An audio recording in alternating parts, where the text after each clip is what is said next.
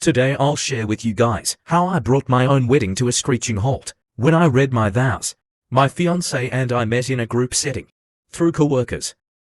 One of our friends was a man named David. He was my best friend, so it was really nice that he got along with a girl I started dating and eventually proposed to. He quickly agreed to be my best man at the wedding. When my fiancé found out, she was really happy and said it would be perfect. I suspected her giddiness a little bit, but not enough to ask about it. She was friends with him too, after all. Well, fast forward to the week before our wedding. My soon-to-be bride was really excited, and had been on her phone a lot. I assumed it was all wedding-related planning, because she'd be on her phone and stop me in my tracks, to ask what I prefer between the two choices. These choices didn't really matter to me by answer, to make her happy.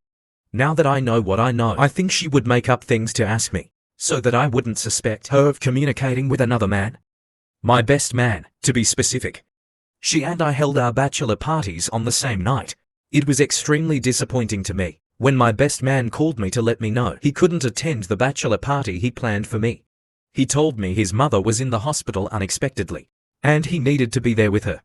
Well, this was totally forgivable, right? How could I be so heartless to deny or suspect him? I still had several friends with me throughout the night. I'm an active guy, so we all played basketball outside before getting cleaned up real nice and going to an upscale lounge downtown. I felt like royalty, and I hoped my fiancé was feeling the same way. We were actually already living together at this point, but we agreed to abstain from sex the month before the wedding. I had no idea how difficult that was going to be. We took turns each night, sleeping on the pull-out bed in the living room. When I arrived home that night, my fiancé was already home and crashed on our bed. She looks like an angel that partied for the first time tonight. I tucked her in while she slept. But as I looked around, I noticed something shiny on the floor by the edge of the bed. I picked it up and held it in my hand, looking closely. It was a fancy gold cufflink. How interesting. My wheels immediately started turning. My woman did not own any cufflinks, and I only owned one pair. That did not look like this one. That could mean another man was in our bedroom. I started impulsively rubbing my face, head and neck. This was stressful. Just then my fiance's phone went off. It was set to vibrate only, but I could hear it on the nightstand. While she slept, I stood beside her and read her messages. The string that stood out to me was the one with my best man. The most recent text was from him, 4 hours earlier at 9 p.m. As I scrolled up, I realized she invited him to her bachelorette party, even though that wasn't normally how these things worked. Further up was much worse. She told him that tonight was going to be their night, because the next day she would belong to me. He asked her if he ever be able to have her again. She said if he tempted her too much, he might get away with it. Messages from months ago showed how their conversation went from strictly friends to flirty. He started asking about her body, and she started showing him. They made arrangements to hang out one day. A day that I thought she was at work. And then he messaged her, asking if they should have done that. She replied with, "I've never been more sure of anything." Just like that, within 1 hour, I went from a blissful man about to be married to a broken-hearted fool plotting revenge. I sent myself 6 screenshots of the worst messages they sent, obviously escalating in severity.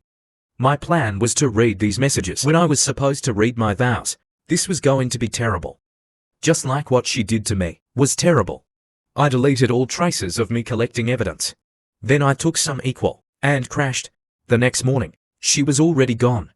She left me an old-fashioned, handwritten note that said she left early to get her hair and makeup done. Imagine getting all dressed up, only for someone to announce that you're a cheater in front of all your friends and family. What a great day.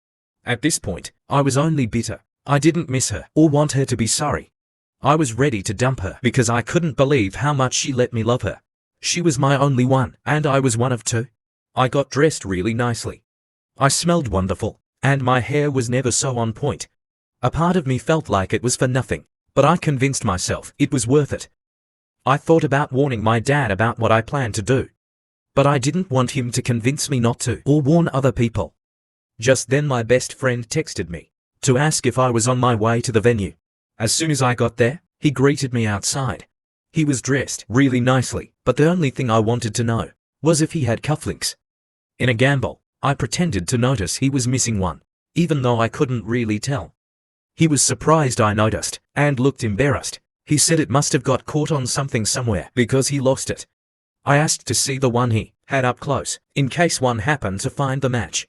At this point, his heart was trying to get out of his chest. He was sweating. I was so amused by this, but played dumb. He showed me the cuff link, and it was an exact match to the one I found, and had in my pocket, that very moment. I looked up at him, very seriously, for a few agonizing seconds. I was trying to stop myself from screaming or punching him. He could see it, and asked me if I was okay. I snapped myself out of it, and plastered on a fake smile. I told him of course I was okay. I was getting married today. I slapped him so hard on the back that it made him jump. I just walked into the venue.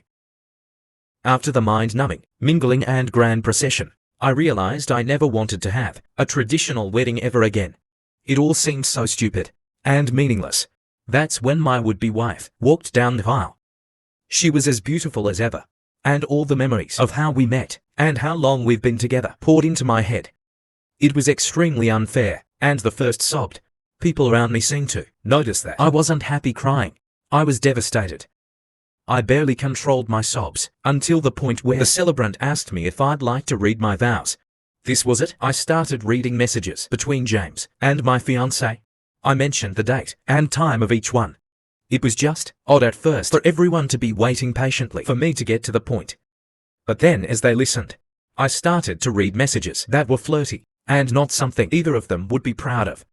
They started to shift uncomfortably, and looked around, noticing that everyone in the building was staring at them. My bride asked me what I was doing and what I was reading. After another text, she told me to stop. Then I read the really inappropriate messages. Him telling her he needed to bury himself inside her again, and her telling him to come over because I left the house. By now everyone was talking amongst themselves, and my fiancé was trying to grab my phone from me. My best man suddenly walked out, but he was followed by 5 of my groomsmen.